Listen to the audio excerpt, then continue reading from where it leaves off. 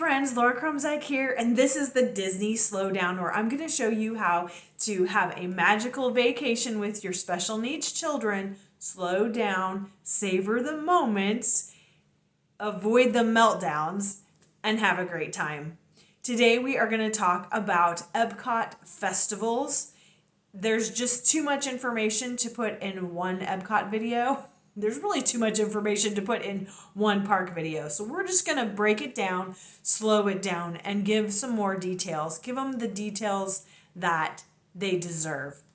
So EPCOT has been doing food festivals. I don't even know for how long. I think they've always been part of it, and then it just got to be like the thing at EPCOT. And currently there are 4.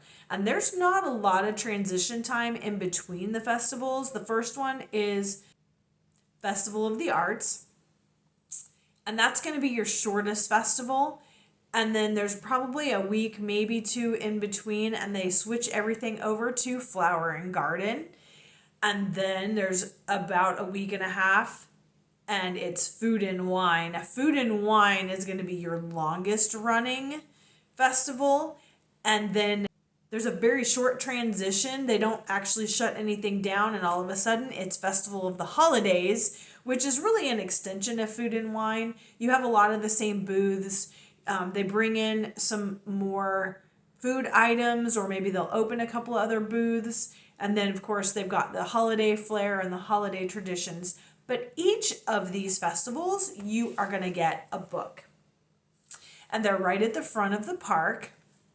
So we'll just start with this one here. So Festival of the Arts. If you go inside, it's going to show you like everything that's happening. You're going to have different artists or musicians doing different activities, different things to see, entertainment, and they give you all the dates. And then they start with all the food. So there are, I don't even know, I can't even count how many booths there are. And you will see, if you go to EPCOT, you will see booths in certain locations, and they really just turn those over and give them a new name for the new festival. So they're not tearing down and setting up booths. They just kind of leave them where they are. And currently they're building a structure where they're going to house more booths and probably classes for the festivals. I know Food and Wine, it was really big to have like culinary classes. You know, maybe they'll have some art classes. It's not open yet. It's still one thing that's behind the black wall, but we're hoping that comes down this year and we're going to actually see the full vision of EPCOT. So back to the food. This is where you definitely want to go onto YouTube. You want to go find Disney Food Blog. I also like to watch a couple other vloggers, allears.net, Mammoth Club. They're going to try all the food, and they're going to kind of give you their perspective and what they like, what they don't like. So I like to kind of get a consensus. Also on Disney Food Blog, on their website, even if they don't mention it in their video, they have tried every single food item at each festival, and they write blogs about each item, each booth, so you can get a really good idea. Now, my favorite part about these festivals is there's always some kind of a food challenge. Let's call it a challenge. You're going to find those in the middle of your book, or maybe at the end of your book. They're in the back. This one's in the back. So you can see they give you a list of items that you can get a stamp. If you purchase them, you get a stamp at the booth. And then once you have collected 5, you go and you redeem your free item. And each one is going to have a different free item. So I don't even know what it is for festival completer festival treat. I don't even remember what it was. We haven't done the Festival of the Art one. I love a food challenge. However, The only one we've actually completed is for food and wine because it was a savory challenge. It was a cheese crawl, which is like our favorite thing ever. I was not really excited about purchasing 5 sweet items. I mean, you're going to spend, $4 to probably $6 or $7, depending on the item, per item. So you're looking at $30 on sugar. And then you get the completer item, which is also going to be more sugar. So we've tried a few of the items on the crawls, but the food and wine is where it's at because we have, like I said, we did this one twice. Oh yeah, I guess it was at the bottom too. So you see, don't worry, I got my completer. I don't know why they didn't stamp it. Usually they stamp it. So that's what it's gonna look like. Ugh, I love a cheese crawl. I really wish the other ones would have more savory items. I was surprised by the Flower and Garden. That was our first one, and I went in there completely unprepared, and I don't want you to be unprepared. I thought, oh, there's a food challenge. We're going to go, and we're going to do that. We didn't pack our snacks, and we get there, and we realize that everything on the garden graze really was sweet. There wasn't a lot of protein. They had some potato stuff, but there was a lot of sweet things, a lot of honey based, which that makes sense. Flower and garden, right? There was the garden graze, it was all plant based, which is fine, but the 2 items they had plant based for protein on the garden graze didn't get good reviews. And I'm like, we're not really Impossible Meat eaters. So, and these people say it wasn't all that great, so we're not going to do that. And then everything else on the list was just sweet. And so that was not a good day. But we found other items at the food booths that were great. I really wanted the completer at the Garden Graze because it was lime Dole Whip, a cup of lime Dole Whip. That's like one of my favorite flavors. But we did get a chance to have lime Dole Whip with black cherry over in Disney Springs. We got the Dole Whip sampler or a Dole Whip flight. I did get some lime Dole Whip finally, just not at the Garden Graze. I would be more proactive. I think we were there enough. I probably would have tried a couple of the items. I probably would have gone ahead and gotten 5 items, but I wouldn't have tried to do them all in one day. That's just, hindsight. Because I really miss it. Like, the cookies and cream mousse cup, chocolate cake, coconut tres leches. I didn't want avocado toast. I knew my kids weren't going to eat that. Grilled street corn on the cob, like I might have done that. A pineapple skewer, sure. Hummus trio, like we're okay with that. That wasn't something that my kids were actually going to want to eat. I would have eaten it. Potato pancakes with house-made applesauce. Like, I would have done those, but I was looking for something that had protein in it. Hindsight, I probably should have just done, like, 1 or 2 items each trip, and then I would have gotten my lime Dole Whip, but I blew it. And there were other things there that we loved, and there was one thing in particular we kept going back for every time we went.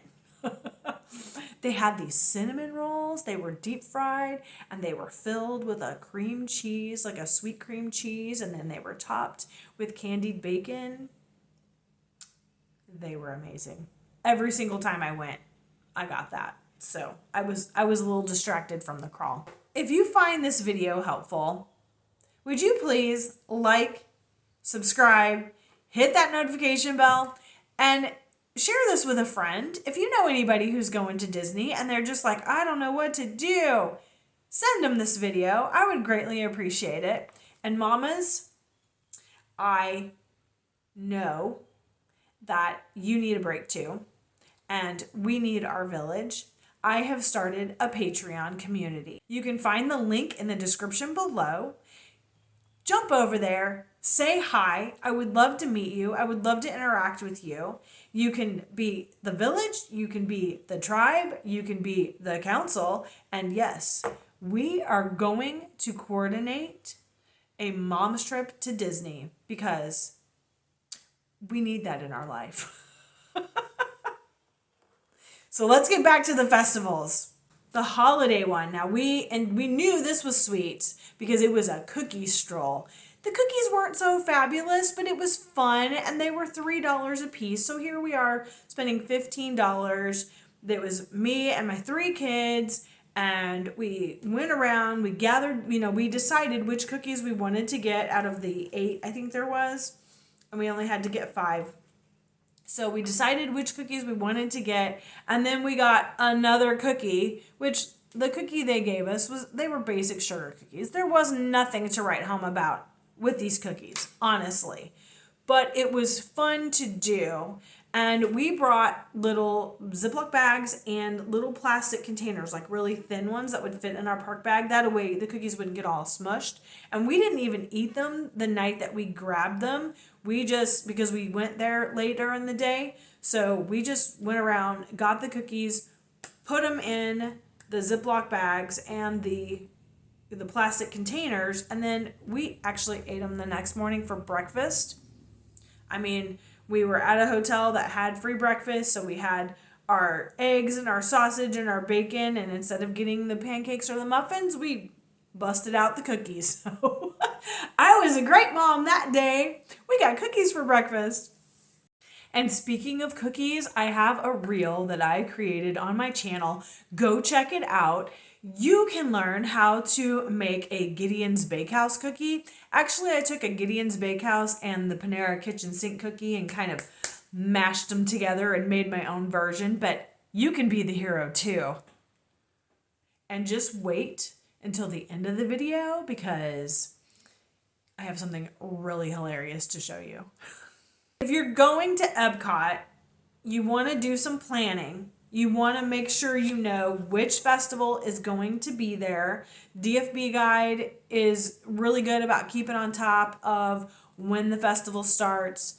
Within a few days of the beginning of the festival, they're going to have their video up about what's good and what's not. I will tell you that if your trip happens to fall like during the first day of the festival, don't go to EPCOT on the first day of a festival. All of the vloggers are going to be there. It is going to be super packed. So you really want to pay attention to that because I don't want to fight those crowds, and the lines are going to be longer. It's not going to be enjoyable for you or your family. I mean, if you have to, I understand it, but I think I would almost rather go if I had the opportunity. I think I would rather go on a day that there wasn't a festival versus the first day of a festival. And there's a lot of really fun and interesting activities outside of the festivals. EPCOT has so much to do. You can go and collect the kid cots with your children. Those are a lot of fun, and you get to learn a little bit about the countries. You can do pin trading. I actually have a short video about pin trading on my channel. So go watch that next. You don't have to be there during a festival to have a good time. And even if the festival booths are not open, you still have all the countries that you can try treats at or meals. I mean, we like to snack around the world, so those are always there. It's just the extra booths that you're not going to have access to if you don't happen to be there during a festival. But don't worry, you are not missing out. EPCOT has a ton of things to do. And you always have Guardians, which is the best ride on all of property. Totally do that. If you have not seen how to get into the virtual queue, go check out that reel and ask any questions. Seriously, I don't want you to miss that ride. Let's get back to talk more about festivals. Festival of the Holidays, there were speakers in each of the countries talking about the holiday season in that country. There was entertainment. It just it was really a joy to walk around and listen to them, almost like bards. And sometimes, I mean, there was Père Noël, I believe, in France, and you had St. Nicholas in Norway. It really was a good time. The weather was perfect. Food and wine, I mean, you're there during the hottest season ever. So be mindful of that. But so much good food. And hopefully, with this new building that's opening, then there's going to be more opportunities for like classes or at least observing a chef preparing a dish. That might be fun. Keep on top of that when you're planning your trip. I would go probably to the Disney website because those dates should be there, and then choose your EPCOT day wisely. Flower and Garden was beautiful, I will tell you that, but a friend went with me one of the days that I went, and her allergies just really kicked into high gear. So you might want to bring some allergy meds because there's going to be a lot of pollen. Festival of the Arts. Chalk painting from artists. Okay, I have a reel about that chalk art too when we were there. Did I tell you that EPCOT is my favorite park? Absolutely favorite park. So yes, go check out the chalk art. It was so fun, so beautiful. And the chalk art is always different every day. And we got to paint. There was like a big mural they had it was just a cloth, but it was like a paint by numbers. And so they would hand us this little cup of paint and a little brush, and then we had to go find, and it said on the cup what number we were looking for. So if you got a cup and it said number 6, then you had to go find number 6, and you got to paint 6 squares. And then when it all was finished, they took it down and they put up another one. So it's just continually going, and there were 4 different scenes that we were painting. And at the end, we got this fun souvenir to take home. If your kids are kind of sort of adventurous, or they like want to try things, but they're not sure if they're going to like it, EPCOT is definitely the place for you. Not only do you have different items that you can try in all the countries, but the food booths are going to also be themed differently. You'll have additional countries in those booths. But what I love about it is it's not going to cost you an arm and a leg for them to try something. So as I promised you, the absolute funniest thing ever. My kids wanted to try sushi. I have to preface this because they did great. They wanted to try it. We got this sushi tree and it was like $8, I think. And I'm like, they said they wanted to try sushi. And I'm like, you know what? For $8, I will absolutely let you try sushi, because the alternative is taking them to a restaurant and spending $20, $25 and then them hating it. So I was like, okay, we'll do this. Now, it's hysterical, but after the fact, we kind of found out some things. I'm just gonna sit here and let you watch it. Okay. Go for it. Good job. We didn't realize those orange balls were actually fish eggs. Mara, help. Okay, stick it in your face. There, you got it. Is it good? What do you think? This one's falling over, so I'll just... This one's... You don't like it? I told you it was good. We got cookies.